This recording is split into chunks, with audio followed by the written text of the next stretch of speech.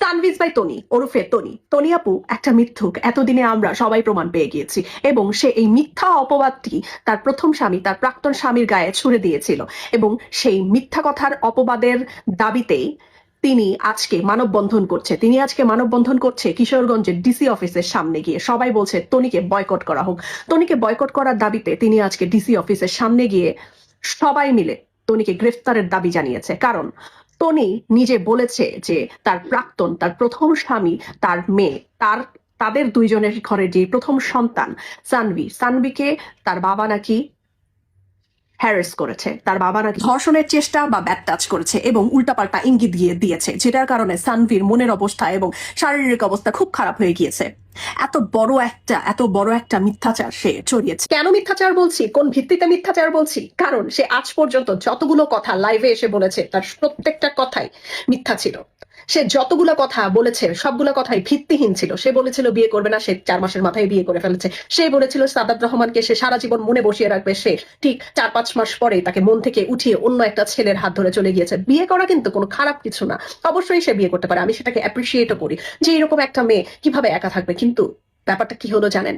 ব্যাপারটা হচ্ছে যে মানুষ 10 বার মিথ্যা কথা বলে সেই মানুষ পরবর্তীতে আরো মিথ্যা কথা বলতে পারে। এবং তনিয়াপুর মিথ্যা কথার রেকর্ডিং একটা দুইটা না, 200-300 প্রমাণ প্রত্যেকটা মানুষের কাছে আছে। আমিও তনিয়াপুর কিছুদিন আগের একটা লাইভ দেখে আমি নিজে তনিয়াপুকে সরি বলেছিলাম, একটা বড় ভিডিও করে, 10 মিনিটের ভিডিও করে, যে তনিয়াপু আমি সরি, আমি আপনাকে ভুল বুঝেছি। কিন্তু আমার মনে হচ্ছে আমি আসলে তখনই ভুল ছিলাম, আমি আসলে প্রথম থেকেই রাইটই ছিলাম। তনিয়াপু কখনোই ভালো হতে পারেনি। তনিয়াপু সবার ঘাড়ে উঠে সবার ঘাড় মটকিয়ে সে আজকে এত উপরে উঠেছে। তনিয়াপুর প্রথম স্বামীকে তনিয়াপু বলেছে তার মেয়েকে, তনিয়াপুর প্রথম স্বামী, তনিয়াপুর প্রথম প্রাক্তন, তার সানভির আপন বাবা তাকে প্যাট টাচ করেছে। এই কথাটা সোশ্যাল মিডিয়াতে না বললেও হতো, কারণ এই ছোট একটা বাচ্চা স্কুলে যাবে, বড় হলে কলেজে যাবে, বড় হলে বড় বড় ডিগ্রি অর্জন করবে, তখন এই মানুষটাকে, এই সানভিকে সবাই আঙুল ধরিয়ে বলবে যে তোমার বাবা তোমাকে প্যাট টাচ করার চেষ্টা করেছিল। তখন ওর অপমানের জায়গাটা কোথায় যাবে বলেন তো?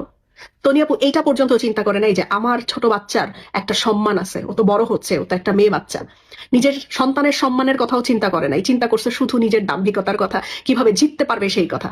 এইরকম মা আসলে মানে নিকৃষ্ট মা হিসেবে প্রমাণিত, এটা ছাড়া অন্য কিছু না। আর তনিয়াপুর স্বামীকেই কেন আমরা বিশ্বাস করবো, প্রাক্তন প্রথম স্বামীকেই কেন আমরা বিশ্বাস করবো? বিশ্বাস করার কারণ হচ্ছে এই লোকটা লাইভে এসে 2 বার লাইভে এসেছে, লাইভে এসে যাই বলেছে তার প্রত্যেকটা সত্যতা প্রমাণিত হয়েছে এবং বাবার অশ্রু ঝরেছে।